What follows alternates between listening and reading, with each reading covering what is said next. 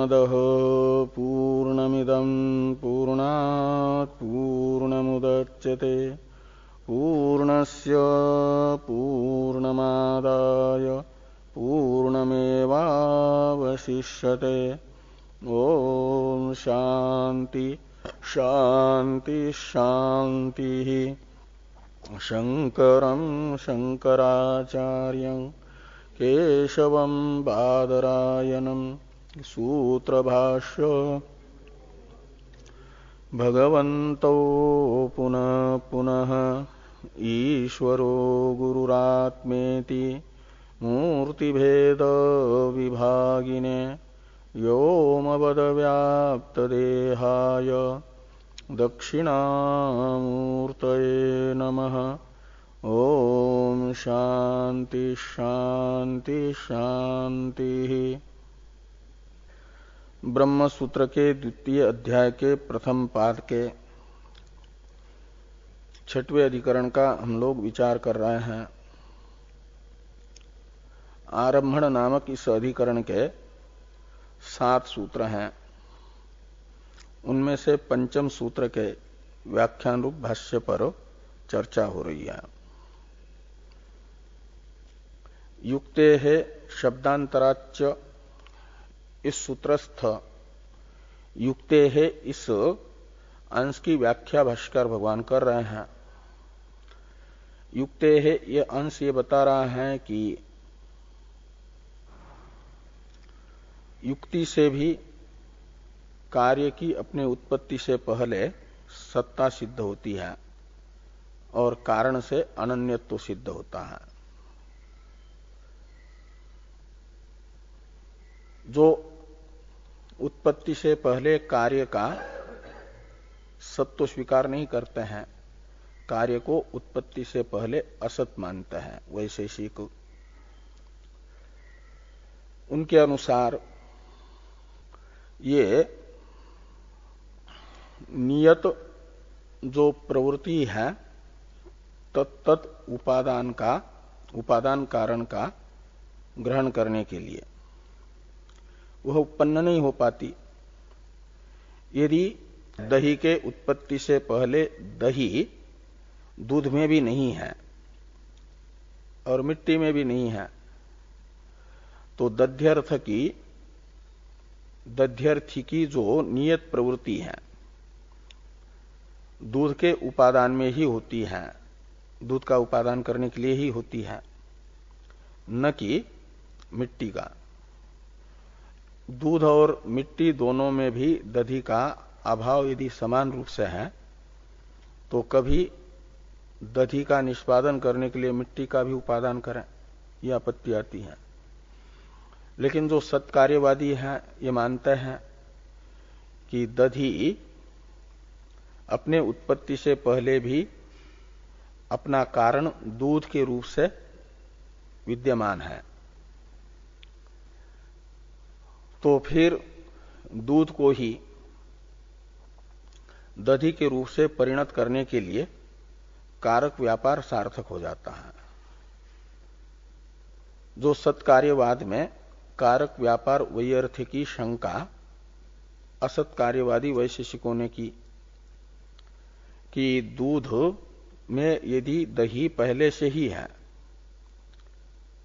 तब तो विद्यमान दही का निष्पादन करने के लिए ये कारक का व्यापार निरर्थक है। मिट्टी में घड़ा यदि पहले से ही है तो कुलालादि कारक का व्यापार व्यर्थ हो जाएगा। इस शंका का समाधान करते हुए ये कहा गया कि कारण को अनिर्वचनीय कार्य के रूप से अभिव्यक्त करने के लिए, कारण की अनिर्वचनीय कार्य के रूप से अभिव्यक्ति यह कारक व्यापार का प्रयोजन है, उद्देश्य है, फल है। इसके लिए कारक व्यापार सार्थक है।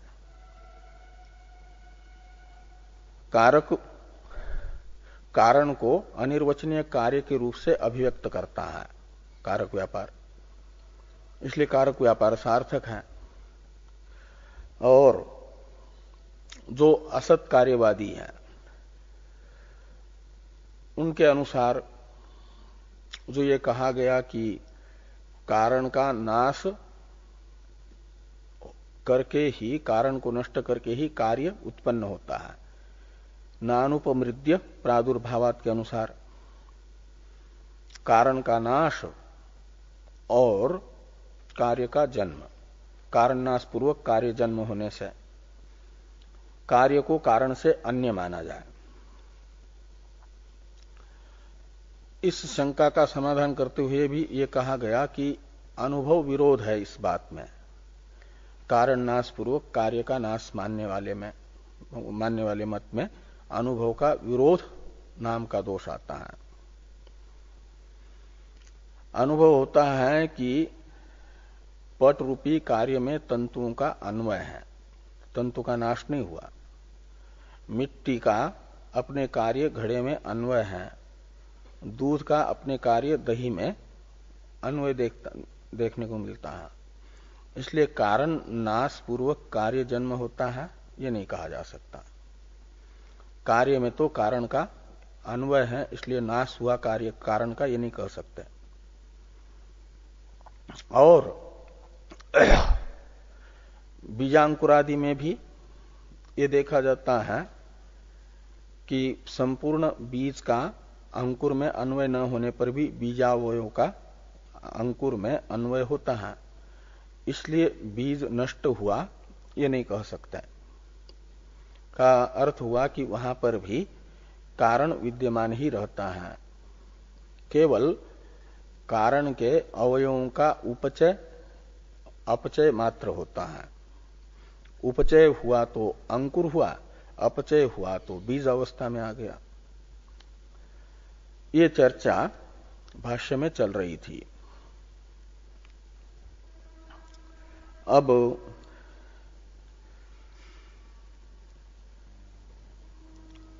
मूल भाष्य में जो तत्र ईदृक् जन्म उच्छेदांतरितत्वात् चेत असत सत्वापत्ति सतश्च असत्वापत्ति तथा सति गर्भवासिनः उत्तान शायिनश्च भेद प्रसंग, ये जो पंक्ति है इसका अवतरण है टीका में। उससे पहले तक के भाष्य का हम लोग विचार कर चुके हैं। तत्र ईदृक् इत्यादि भाष्य वाक्य की अवतरण टीका है। अस्तु उपचय अपचय लिंगेन वस्तु भेद अनुमानम ततो असतः उत्पत्ति सतो नाश इति आशंक्य व्यभिचारम आह तत्र ईदृक् इति।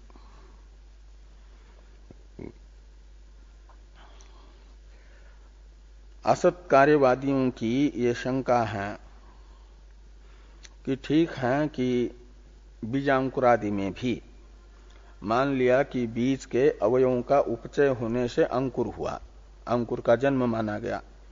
बीजावयवों का उपचय ही अंकुर का जन्म है और अंकुर के अवयवों का संकोच बीज अवस्था है, अंकुर का नाश ये कहलाता है। ऐसा यदि कहते हैं तो मान लिया जाए कि वस्तुतः नाश और जन्म नहीं हुआ, केवल अवयवों का उपचय अपचय मात्र हुआ। तो ये अवयवों के उपचय अपचय को ही कार्य कारण के भेद का ज्ञापक लिंग माना जाए और उससे अवयवों के उपचय अपचय रूपी लिंग से कार्य कारण के भेद का अनुमान किया जाए। ये असत कार्यवादियों की शंका है, कार्य कारण का भेद मानने वालों की शंका है कि अस्तु उपचय अपचय लिंगेन, ये जो अवयवों का उपचय अपचय रूपी लिंग है यानी ज्ञापक हेतु है, उसी से वस्तु भेद अनुमानम अस्तु यानी कार्य कारण के वास्तविक भेद का अनुमान किया जाए। और यदि कार्य कारण के वास्तविक भेद का अनुमान हो जाएगा इस उपचय अपचय रूपी लिंग से, तो फिर ये बात सिद्ध हो जाएगी कि असतः उत्पत्ति, असत की उत्पत्ति होती है और सत कार्य का बाद में नाश होता है। उत्पत्ति से पहले जो असत कार्य है कारण से भिन्न वह उत्पन्न हो रहा है, और उत्पत्ति के बाद जो सत कार्य था उसका समय आने पर ध्वंस रूपी नाश होता है, ये उत्पन्न हो जाएगा। इस प्रकार की आशंका का समाधान करते हुए व्यभिचार बताया जा रहा है। उपचय अपचय रूपी लिंग वस्तु भेद का यानी वास्तविक भेद का व्यभिचारी है, ये बताया जा रहा है। तत्र ईदृग जन्म उच्छेद अंतरितत्वात् चेत असतः सत्वापत्ति और सतश्च असत्वापत्ति, यहां तक पूर्व पक्ष की शंका हुई। तो तत्र ईदृग जन्म उच्छेद, ईदृग जन्म उच्छेद से लेना अवयवों का उपचय रूपी जन्म और अवयवों का अपचय रूपी उच्छेद, इससे अंतरित होने से यानी व्यवहित होने से यदि कार्य कारण का वास्तविक भेद मान करके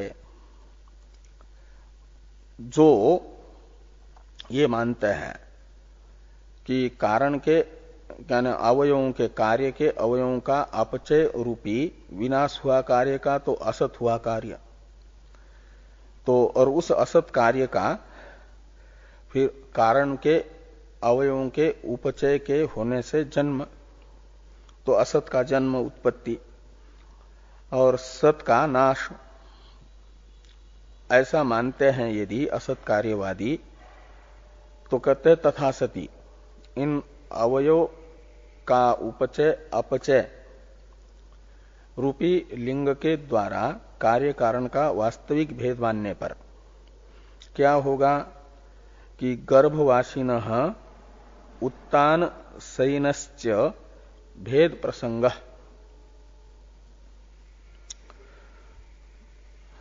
तो जो गर्भ में निवास कर रहा है शिशु,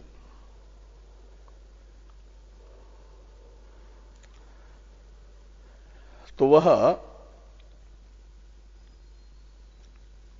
शुरू में तो अल्पावयव वाला होता है और उसके अवयवों का उपचय होते होते जब बढ़ जाता है 9 महीनों में,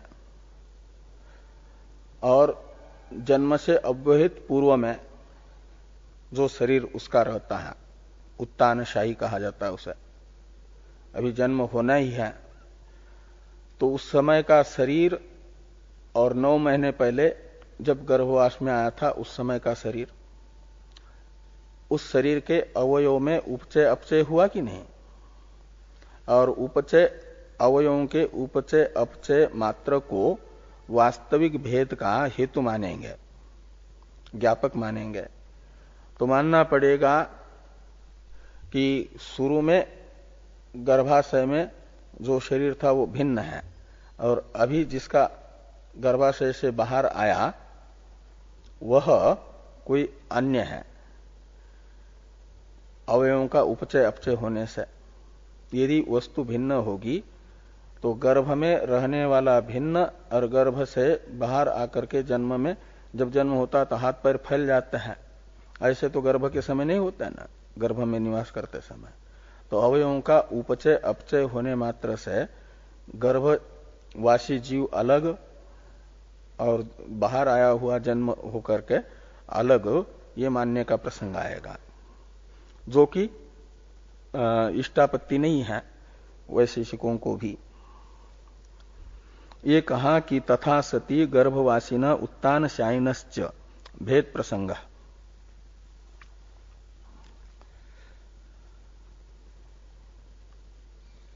तथा च बाल्य यौवन स्थाविरेषु अपि भेद प्रसंग, और एक ही शरीर बाल्यावस्था में जिन अवयवों वाला था यौवन अवस्था में उन अवयवों का उपचय होता है। बाल्य अवस्था में अपचित अवयव वाला जो शरीर था वही उपचित अवयव वाला बन गया यौवन अवस्था में।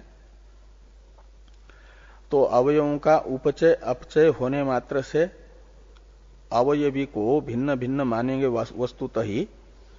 तो मानना पड़ेगा बाल्यावस्था में कोई दूसरा था, युवावस्था में दूसरा हुआ, अपक्षय रूपी पंचम परिणाम आया तो वृद्धावस्था में कोई तीसरा हुआ। ये एक ही शरीर को अलग अलग अवस्था में भिन्न भिन्न मानने की आपत्ति आएगी। ये कह रहे कि बाल्य यवन स्थाविरेषु अपि भेद प्रसंग पित्रादि व्यवहार लोप प्रसंगश्च। और ये पिता है, ये पुत्र है इत्यादि जो व्यवहार होता है इसका भी लोप होने का प्रसंग आएगा। कब? यदि अवयवों के उपचय अपचय मात्र से अवयवी में वास्तविक भेद होता है ऐसा मानेंगे तो।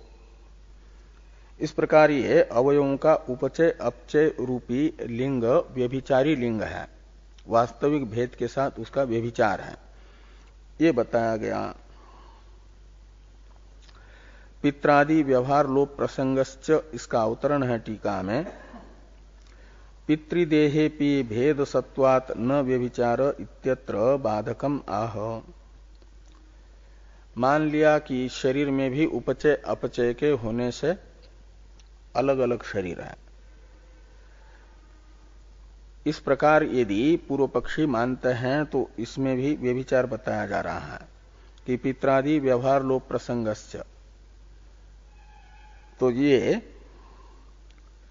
पित्रादि का जो व्यवहार होता है कि यज्ञदत्त देवदत्त का पुत्र है और चित्रदत्त का पिता है, ये जो व्यवहार होता है इस व्यवहार का लोप होने का प्रसंग आएगा। क्योंकि देवदत्त का जो पुत्र है वो तो अपचित अवयव वाला था, बाल्यावस्था में था, और वही बड़ा हो गया, विवाह हो गया और चित्रदत्त नाम का उसे पुत्र हुआ। तो पिता बनने के लिए जितने अवयवों का विकसित होना आवश्यक है तो उपचित अवयव होने आवश्यक है। उन उपचित अवयव वाला होगा तो अपचित अवयव वाला जो पुत्र था वो पुत्र नहीं रहा। तो ये जो यज्ञदत्त का पुत्र है वही चित्रदत्त का पिता है। ये जो व्यवहार होता है इस व्यवहार का लोप प्रसंग आएगा यदि उपचय अपचय मात्र को वास्तविक भेद का संपादक मानेंगे तो। ये यहां पर कहा गया।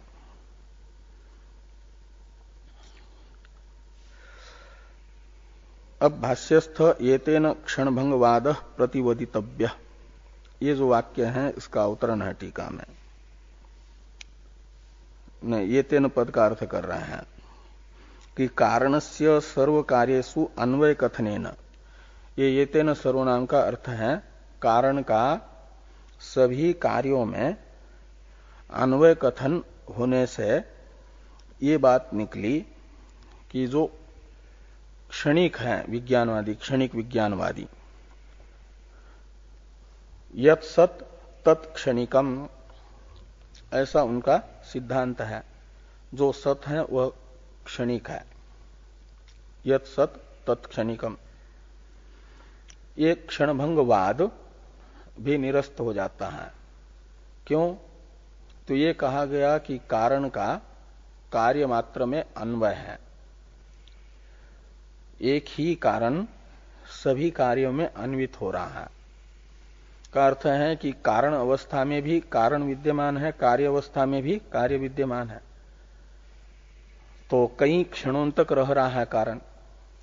तो सर्वम क्षणिकम, ये जो क्षणभंगवाद है ये निरस्त हो जाएगा कारण का कार्य में अन्वय बताने से। ये वो लोग कहते हैं कि जो सत है वो क्षणिक है, जो भी अभी भास रही वस्तु है करके, वो एक क्षण रहती है, दूसरे क्षण में नष्ट हो जाती है। उसका नाश होता है। क्षण कहते हैं समय का जो अल्प हिस्सा होता है उसे।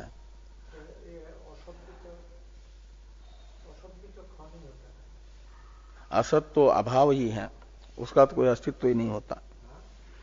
असत कहते हैं जिसका कोई अस्तित्व नहीं है उसे।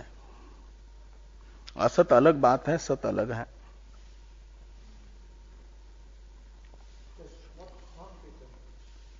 सत को क्षण नहीं कहा जा रहा है, क्षणिक कहा जा रहा है।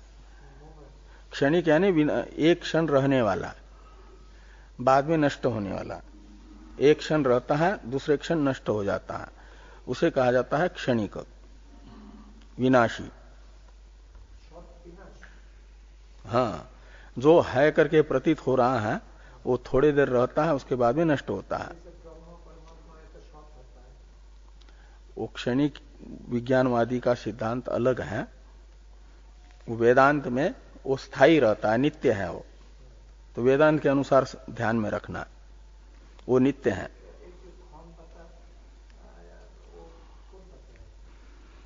तो ये बताया कि उनका निराकरण हुआ। जो बौद्ध लोग हैं सभी पदार्थों को एक क्षण में रहने वाले, दूसरे क्षण में नष्ट होने वाले मानते हैं। ऐसा जो बौद्धों का मत है वो खंडित हो जाता है। ये यहां पर बताया है। ये तेन क्षण भंगवाद प्रतिवदितव्य। प्रतिवदितव्य का अर्थ है खंडित हो गया, ऐसा समझना चाहिए। हाँ,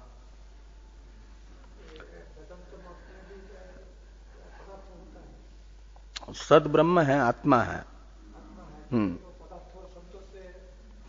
पदार्थ कहते हैं पद के अर्थ को। तो ब्रह्म एक पद है, उसका अर्थ है ब्रह्म।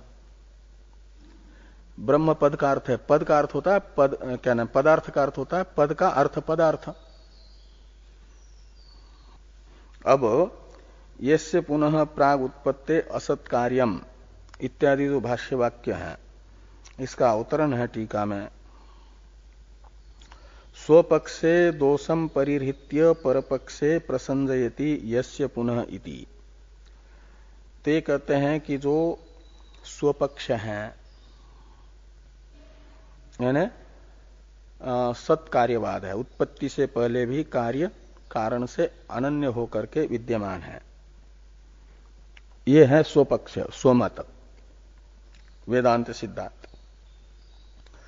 उसमें असत कार्यवादी के द्वारा जो दोष बताया गया था, कारक व्यापार वैयर्थ्य नाम का, उस दोष का परिहार कर दिया। नए से दोष यहां से लेकर के ये तेन क्षणभंगवाद प्रतिवदितव्य, यहां तक के ग्रंथ से वेदांत मत में जो असत कार्यवादी के द्वारा कारक व्यापार वैयर्थ्य नाम का दोष बताया गया था, उसका परिहार हुआ। अब कहते हैं कि स्वपक्षे दोषम परिहृत्य, यहां दोष शब्द से लेना कारक व्यापार वैयर्थ्य रूप दोष, उसका परिहार करके परपक्षे प्रसंजयति।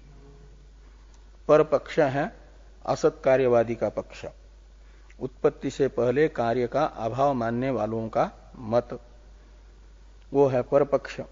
और उसमें प्रसंजयति यानी कारक व्यापार वैयर्थ्य नाम का जो दोष है वह असत कार्यवाद में ही विद्यमान रहेगा, उसी में प्राप्त होगा। कारक व्यापार वैयर्थ्य नाम के दोष की प्राप्ति असत कार्यवाद में बताई जा रही है।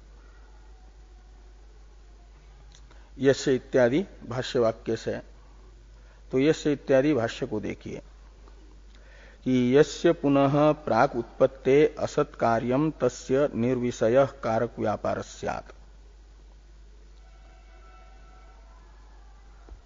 तो उत्पत्ति से पहले जिनके मत में कार्य असत है,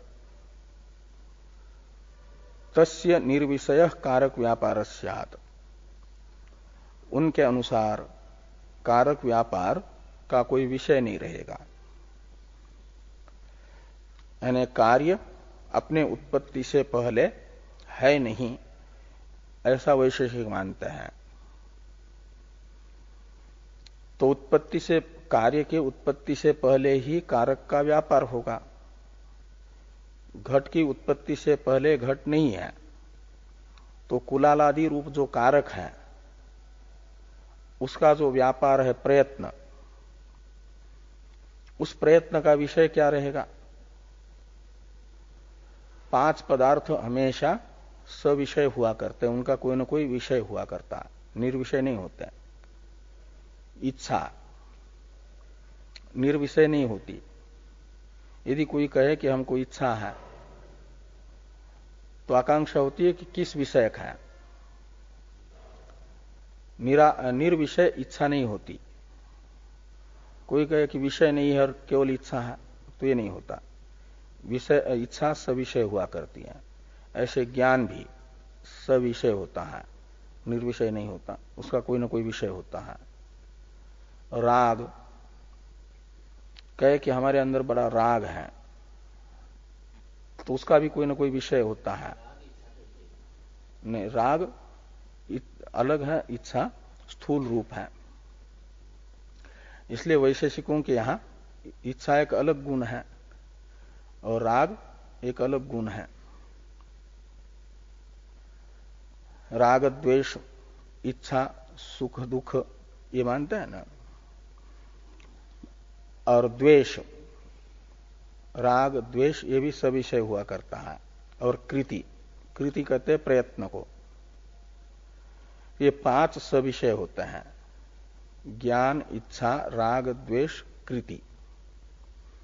तो कुलाल का जो व्यापार है कृति प्रयत्न, वो सविषय रहेगी कृति। तो कुलाल किसके लिए प्रयत्न कर रहा है? कार्य तो घट तो पहले से है नहीं, तो घट की कृति का यानी प्रयत्न का विषय क्या होगा? निर्विषय तो कृति होती नहीं, और अभाव जो है कृति का विषय बन नहीं सकता। इसलिए यह कुलाल का व्यापार निरर्थक होने की आपत्ति आएगी। ये यहां पर असत कार्यवादी वैशेषिक के मत में ही कारक व्यापार वैयर्थी नाम का दोष बताया जा रहा है। यस्य पुनः प्राग उत्पत्ति असत कार्यम तस्य, यानी जिसके मत में उत्पत्ति से पहले कार्य असत है, उस वैशेषिक के मत में ही निर्विषय कारक व्यापार साथ, कारक का व्यापार यानी प्रयत्न जो है निर्विषय मानने की आपत्ति आएगी। अभाव को विषय नहीं माना जा सकता। कहते अभावस्य विषयत्व अनुपपत्ते, आकाश यानी अभाव ये विषय नहीं बनेगा किसका? कारक व्यापार का, कुलाल के प्रयत्न का। इसे समझाने के लिए उदाहरण है कि आकाश हनन प्रयोजन खड्गादि अनेक आयुध प्रयुक्तिवत, जैसे आकाश नित्य है वैशेषिकों के यहां और अवकाशात्मक है, उसको नष्ट करने के लिए आकाश के हनन यानी नाश रूपी प्रयोजन के लिए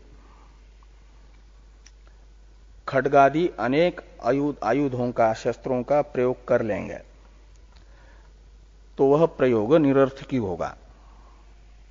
खड्गादि जो है आकाश को नष्ट नहीं कर सकते, तो आकाश के नाश के लिए प्रयुक्त खड्गादि आयुध जैसे व्यर्थ हैं, ऐसे खड्गादि आयुधों का प्रयोग निरर्थक हुआ, ऐसे ही कुलालादि का जो व्यापार है कारक व्यापार, वह निरर्थक हो पाएगा, क्योंकि अभाव तो उनका विषय बन नहीं पाएगा।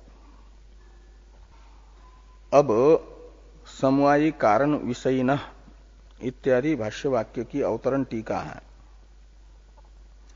असतः कार्यस्य कारक व्यापार आहित अतिशय आश्रयत्वा योगात् अविषयत्वेपि मृदादेर विषयत्वं स्यात् इति शंकते समवायी इति।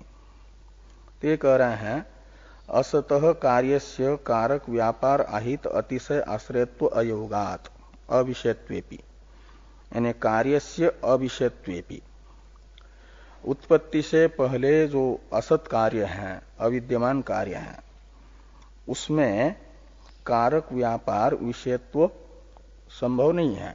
अविषयत्वेपि का अर्थ है विषयत्व संभव न होने पर भी। और क्यों विषयत्व संभव नहीं है, अविषयत्व क्यों है? तो कहते इसलिए कि कारक के व्यापार से आहित जो अतिशय यानी विशेषता, उसका जो आश्रय बनेगा उसी को कारक प्रयत्न से आहित यानी जन्य संपादित जो अतिशय है, विशेषता है, उस विशेषता का जो आश्रय बनेगा उसे कारक व्यापार का विषय माना जाएगा। और कार्य तो असत होने के कारण कारक व्यापार से जन्य अतिशय का आश्रय नहीं बन पाएगा, आश्रय बनने अयोग्य है। इसलिए भले ही कारक व्यापार का विषय न बने, अविषय ही रहे, तो भी असत कार्यवादी कहते हैं कि मृदादेर विषयत्वम स्यात्। मृदादि जो कारण है वह तो कारक व्यापार के समय विद्यमान है। तो घट का उपादान कारण जो मिट्टी, उसमें कुलालादि का जो व्यापार है, कृति, उसका विषयत्व होगा। वह विद्यमान मृदादि तो कुलाल के व्यापार से आहित अतिशय का आश्रय बनने योग्य है, इसलिए उसको विषय माना जाए, कारण को, कारक व्यापार का विषय कारण को माना जाए। इस प्रकार की शंका वैशेषिकों की है, वो बताई जा रही है समवायी इत्यादि से। तो भाष्य में है कि समवायी कारण विषय कारक व्यापार स्यात् इति चेत, ये इतनी शंका हुई, कारण को, समवायी कारण को कारक व्यापार का विषय माना जाएगा करके। हाँ, समवायी कारण मिट्टी वह कुलालादि के व्यापार का विषय है। कुलालादि व्यापार का अर्थ है कुलालादि का प्रयत्न, कृति, और उसका विषय है मिट्टी। ऐसा यदि वैशेषिक कहते हैं तो न इत्यादि से इसका भी समाधान किया जा रहा है।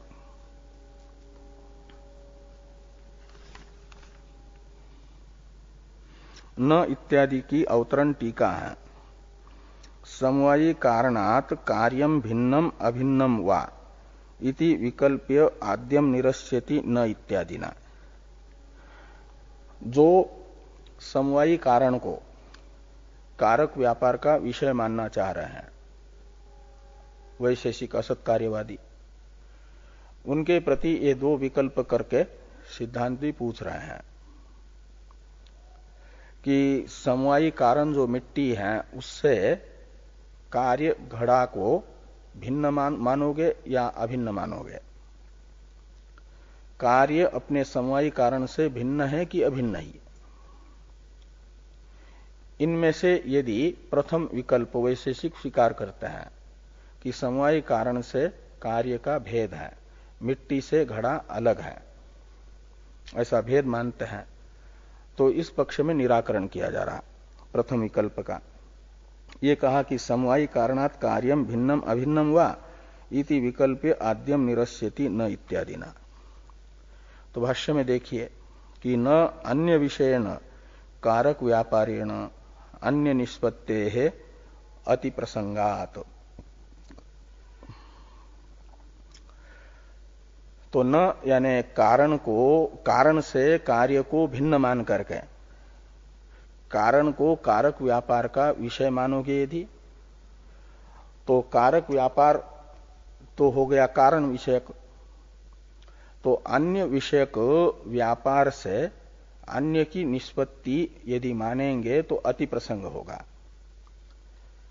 मिट्टी से घड़ा भी भिन्न है, मिट्टी से पट भी भिन्न है, तो मिट्टी रूपी कारण विषयक कुलाल व्यापार से पट बन जा, ये मानने की आपत्ति आएगी, अति प्रसंग आएगा का अर्थ, क्योंकि मिट्टी से भिन्न घड़ा भी है, मिट्टी से भिन्न पट भी है। तो मिट्टी विषयक कुलाल के व्यापार से घड़ा ही न बन करके वस्त्र बन जा, ये अति प्रसंग आएगा, ये यहां पर कहा। इसलिए कारण से कार्य को भिन्न मान करके कारण विषयक कारक व्यापार से कार्य की निष्पत्ति नहीं कही जा सकती, अति प्रसंग दोष से दूषित होने से। तो अन्य विषय न कारक व्यापारेण अन्य निष्पत्ते है अति प्रसंगात, ये प्रथम विकल्प का निराकरण हुआ। द्वितीय विकल्प की आशंका करके समाधान किया जा रहा है समवायी इत्यादि से। समवायी इत्यादि भाष्य वाक्य की अवतरण टीका है। द्वितीयम आशंक्य इष्टापत्तिम आह समवायी इति। द्वितीय है विकल्प, कारण से कार्य अभिन्न है, मिट्टी से अभिन्न है घड़ा, ऐसा मानेंगे तब तो मिट्टी रूपी कारण विषय को कारक व्यापार से मिट्टी से अभिन्न जो घड़ा है उसकी निष्पत्ति हो सकती है, अति प्रसंग की आपत्ति नहीं है। तो इसे फिर इष्टापत्ति मान करके ये कह रहे हैं कि यदि घड़ा मिट्टी से अभिन्न है तो कार्य का कारण से अनन्यत्व जो सिद्धांत है वेदांत का वो सिद्ध होगा, कार्य कारण का भेद ये जो आपका पक्ष है उसकी हानि होगी, और उत्पत्ति से पहले कार्य का सत्व सिद्ध होगा कारण के रूप से, तद अनन्यत्व जो हम कह रहे हैं वही हमारी बात सिद्ध हो जाएगी, वो हमें इष्टापत्ति है। हाँ, तो पहले द्वितीय विकल्प की आशंका है कि समवायी कारणस्यैव आत्मातिशय कार्यम इति चेत। वैशेषिक यदि ऐसा कहते हैं कि समवायी कारण का ही आत्मातिशय यानी अभेद है, समवायी कारण का ही एक रूप विशेष है कार्य, तो समवायी कारण से कार्य अभिन्न है, ऐसा यदि मानेंगे तो कह रहे हैं कि न, यानी इष्टापत्ति है उस पक्ष में, न सत्कार्यतापत्ते, तो इस पक्ष में सत्कार्यवाद की आपत्ति आएगी, वैशेषिकों का असत कार्यवाद समाप्त होगा,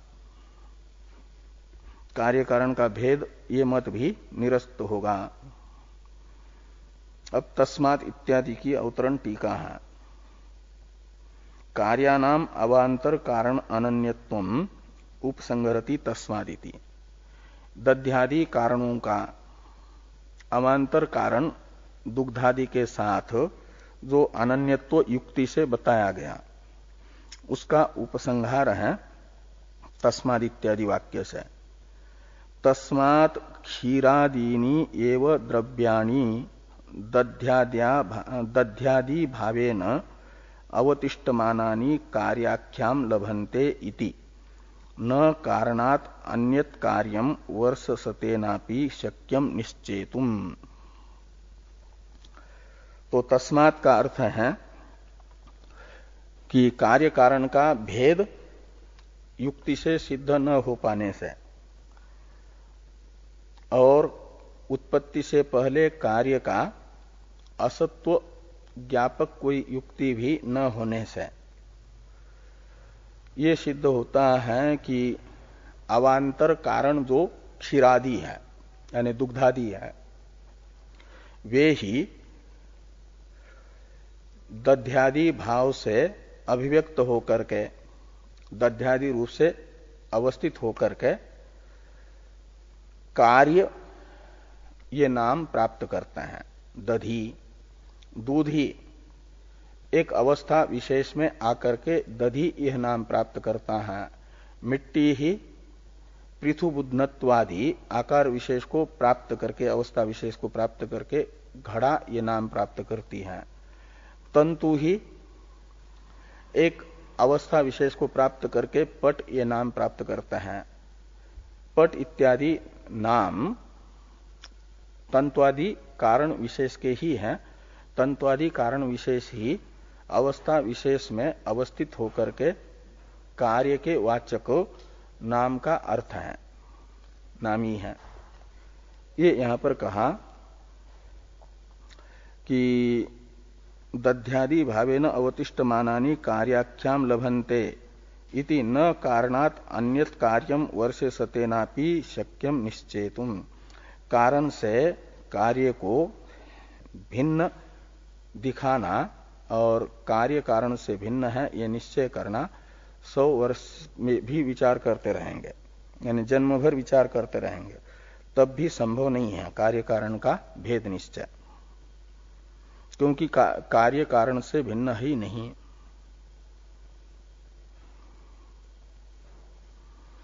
अब तथा मूल कारणम एव इत्यादि भाष्यवाक्य की अवतरण टीका है।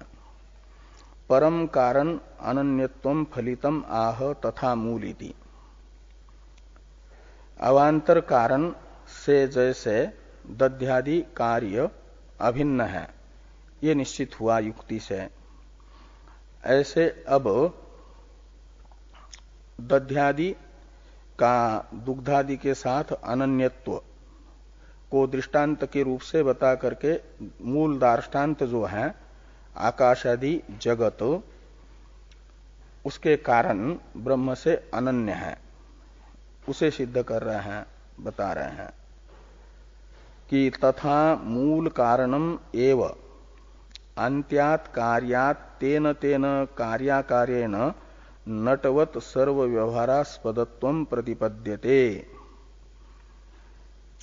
तो जैसे दुग्धादि ही दध्यादि रूप से अवस्थित हुए, ऐसे मूल कारण जो ब्रह्म है वही शुरू में सूक्ष्म पंचभूतों के रूप में, फिर पंचीकरण पूर्वक स्थूल भूतों के रूप में, और फिर भौतिक जो जगत है उस रूप में विद्यमान होकर अवस्थित होकर के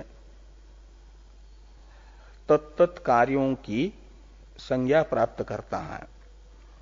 जैसे नट अलग अलग पात्रों का अभिनय करके तत्त पात्र का नाम धारण कर लेता है। कोई कृष्ण का पात्र कर रहा है किसी सीरियल में, तो उसे उसमें भले कृष्ण का अभिनय करने के कारण कृष्ण कहा जाता है, और वही व्यक्ति राम का अभिनय करता है तो उस सीरियल में राम कहलाता है, अन्यत्र शिव का अभिनय करता है तो शिव कहलाता है। तो एक ही नट जैसे अलग अलग व्यक्ति का अभिनय करने से तत्त नाम वाला बन गया, ऐसे एक मूल ब्रह्म ही आकाशादि कार्य के रूप से अवस्थित होकर के आकाशादि नामों को धारित कर रहा है। ये वेदांत का सिद्धांत है कि कार्य कारण से अनन्य है और कारण ही कार्य रूप से अवस्थित होकर के तत्त नाम रूप से भास रहा है।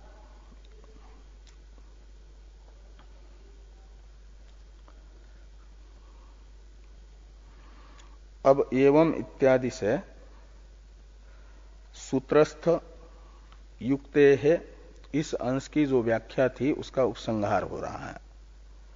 एवं युक्ते है कार्यस्य प्राग उत्पत्ते है सत्वम अनन्यत्वंच कारणात् अवगम्यते। पंचम सूत्र है युक्ते है शब्दांतराच्च। तो सूत्रस्थ युक्ते है इस पद की व्याख्या यहां तक हुई। अब ये उपसंहार है। एवं यानी उपपादित प्रकार से क्या होता है कि युक्ते है कार्य से प्राग उत्पत्ति सत्वम और अनन्यत्वंच कारणात् अवगम्यते। युक्ति प्रमाण से कारण से कार्य का अनन्यत्व और कार्य की उत्पत्ति से पहले कार्य का सत्व युक्ति से अवगत होता है। उत्पत्ति से पहले कार्य का सत्व और कारण से अनन्यत्व, इस सिद्धांत की प्रतिपादक अनेक युक्तियां बताई भाष्य में भाष्यकार भगवान ने। अब मूल सूत्रस्थ शब्दांतराच्च ये जो अंश है इसकी व्याख्या शुरू होती है भाष्य में। तो भाष्य में देखिए कि शब्दांतराच्च एतद अवगम्यते। एतद शब्द से लीजिए उत्पत्ति से पहले कार्य का सत्व और कारण से अनन्यत्व, यह युक्ति से अवगत हुआ, ऐसे शब्दांतर से भी अवगत होता है। इसमें शब्दांतर शब्द से लीजिए पूर्व सूत्र में बताया गया जो शब्द था उससे भिन्न शब्द। पूर्व सूत्र में पूर्व पक्षी ने उत्पत्ति से पहले कार्य का असत्व बोधक शब्द बताया था, वेद का ही, असदेव इदमग्रासित इत्यादि। उसे शब्दांतर में शब्द शब्द से लीजिए और उस शब्द से भिन्न यानी असदेव इदमग्रासित इस वाक्य से भिन्न शब्द होगा शब्दांतर। वो है सदैव सौम्य इदमग्रासित इत्यादि श्रुति वचन। और उससे भी कार्य की उत्पत्ति से पहले कार्य का सत्व और कारण से अनन्यत्व सिद्ध होता है। ये यहां पर शब्दांतराच्च ये तद अवगम्यते से कहा गया। इसी की व्याख्या है भाष्य में कि पूर्व सूत्रे असद व्यपदेशिनः शब्दस्य उदाहरितत्वात् ततो अन्यः सद व्यपदेशी शब्दः शब्दांतरम। सूत्रस्थ शब्दांतर पद का अर्थ कर दिया कि पूर्व सूत्र में कहा गया जो असद व्यपदेशी शब्द है वो कौन, असदेव इदमग्रासित ये वाक्य, उससे भिन्न सद व्यपदेशी शब्द है शब्दांतर। वो कौन सा है तो कहते हैं सदैव सौम्य इदमग्र आसित एकमेवा द्वितीयम इत्यादि। सदैव सौम्य इदमग्र आसित एकमेवा द्वितीयम इत्यादि वाक्य को कहा जाता है सूत्रस्थ शब्दांतर शब्द से। और इससे भी कार्य के उत्पत्ति से पहले कार्य का सत्व और कारण से अनन्यत्व सिद्ध हो रहा है, यह अर्थ निकलेगा।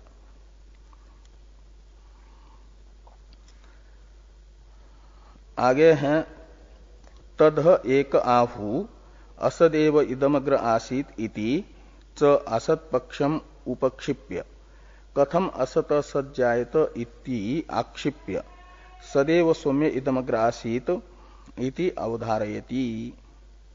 छांदोग्य उपनिषद के 6वें अध्याय में उद्दालक जी ने पहले वेदांत का जो मत है उसे बताया। सदैव सौम्य इदमग्र आसीत एकमेवा द्वितीयम से उत्पत्ति से पहले ये कार्य अपने कारण सतरूप से विद्यमान है करके ये कहा। और फिर असत कार्यवाद का अनुवाद करके निराकरण किया मूल श्रुति ने ही। वो कहा कि तद्ह एके आहु, तत् यानी तत्र यानी जगत के कारण के विषय में, एके यानी अन्य पूर्व पक्षिण, आहु यानी कथयंती, क्या कहते हैं तो असदेव इदमग्र आसीत, यह जगत अपने उत्पत्ति से पहले असत था, ऐसा पूर्व पक्षी कहते हैं, शून्यवादी कहते हैं। इस प्रकार ये अन्य के मत का अनुवाद करके फिर क्या किया कि ये कहा कि कथम असत सज्जायत, असत से सत की उत्पत्ति कैसे होगी, ऐसा आक्षेप करके इसका उत्तर मिलेगा कि असत से सत की उत्पत्ति नहीं हो सकती। ये इस प्रकार उसका निराकरण करके फिर उपसंहार कर दिया कि सदैव सौम्य इदमग्रासीत इति अवधारयति, यानी ये निर्धारण करके बताते हैं कि उत्पत्ति से पहले यह जगत सत्स्वरूप ही था, असत था ऐसा नहीं। तत्र इदम शब्द वाच्यस्य कार्यस्य प्राग उत्पत्तेः सत शब्द वाच्येन कारणेन सामानाधिकरण्यस्य श्रूयमानत्वात् सत्व अनन्यत्वे प्रसिद्ध्यतः। तो ये कहते हैं कि तत्र इदम शब्द वाच्यस्य यानी सदैव सौम्य इदमग्रासित ये जो वाक्य हैं इस वाक्य को तत्र शब्द से लीजिए। तत्र यानी सदैव सौम्य इदमग्रासित इति अस्मिन वाक्य, इस वाक्य में जो इदम शब्द वाच्य जगत है, कार्य, उसे कहा जा रहा है कि उत्पत्ति से पहले सद शब्द वाच्य कारण से समानाधिकरण दिखा करके अभिन्न था करके बताया जा रहा है। तो सत शब्द वाच्य न कारणे न समानाधिकरण्यस्य श्रूयमानत्वात्, कार्य का यहाँ पर कारण के साथ समानाधिकरण्य सुना जा रहा है। इसलिए क्या निश्चित होता है कि सत्व अनन्यत्वे प्रसिद्धतः, उत्पत्ति से पहले कार्य का सत शब्दित कारण के साथ अनन्यत्व और कार्य का सत्व सिद्ध होता है। अब भाष्यस्थ यदि तु इत्यादि वाक्य की अवतरण टीका है, इसको देखिए। असत कार्यवादे प्रतिज्ञाबाध स्यात् इत्याह यदि तु प्राग उत्पत्ति। शब्दांतराच्य की व्याख्या हो गई, शब्दांतरात की, च शब्द से जो लेना है। मूल सूत्र में युक्ते है शब्दांतराच्य ऐसा है ना, तो युक्ते का व्याख्यान पहले हुआ, शब्दांतरात का अभी हुआ। अब च पद का, च पद से ग्राह्य जो अर्थ है उसे कह रहे हैं कि सत्कार्यवाद यदि मानते हैं, उत्पत्ति से पहले कार्य का अस्तित्व मानते हैं और कारण के साथ अनन्यत्व मानते हैं, तो एक ज्ञान से सर्व ज्ञान की प्रतिज्ञा सिद्ध होती है वेदांत मत में तो। और असत कार्यवाद में इस प्रतिज्ञा का विरोध होता है, प्रतिज्ञा हानि नाम का दोष होता है। ये यहां पर कह रहे हैं कि असत कार्यवादे प्रतिज्ञा बाध स्यात्। असत कार्यवाद, सूत्रस्थ च का अर्थ बताते हुए भाष्यकार भगवान कह रहे हैं कि असत कार्यवाद में प्रतिज्ञा का बाध नाम का दोष आता है। उसे भाष्य में देखिए कि यदि तू प्राग उत्पत्ते असत कार्यम स्यात् पश्चाच्च उत्पद्यमानं कारणे समवेयात् तदा अन्यत कारणात् स्यात्।